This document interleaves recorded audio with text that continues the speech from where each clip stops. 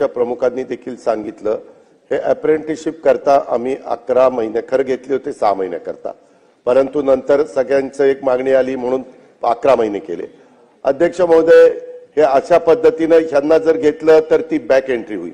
दुसरी गोष्ट, एमपीएससी आणि या कुठल्याही यंत्रणेला काही त्याला अर्थ राहणार नाही, हे कोर्टात देखील टिकणार नाही। ही योजना आम्ही कशा करता आणलेली होती?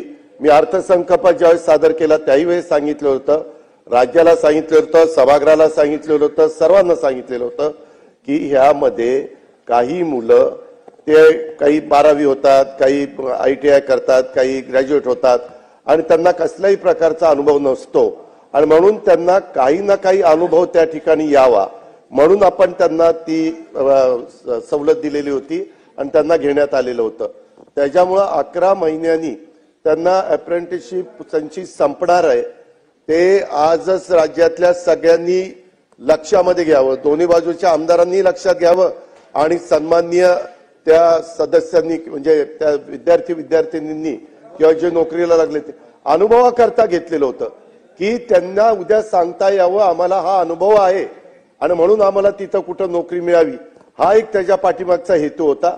नेहमी राज्य सरकार चांगल्या हेतूने काही निर्णय घेतं, परंतु त्याच्यातून कधी काही वेगळा अर्थ काढला जातो। कृपा करून कुणी तशा प्रकारचा अर्थ काढू नये, अशा प्रकारची माझी महायुतीच्या सरकारच्या वतीनं त्यांना विनंती राहणार आहे। पुढेही त्यांचं भवितव्य चांगलं व्हावं। उद्याच्याला काही बँकेचं कर्ज पाहिजे असेल तर तुला त्याचा अनुभव आहे का? हो व्हावं, मला 11 महिन्याचा त्याचा अनुभव आहे, ते सर्टिफिकेट त्याला मिळालं तर कदाचित बँकेचं पण त्याला कर्ज वगैरे मिळू शकतं।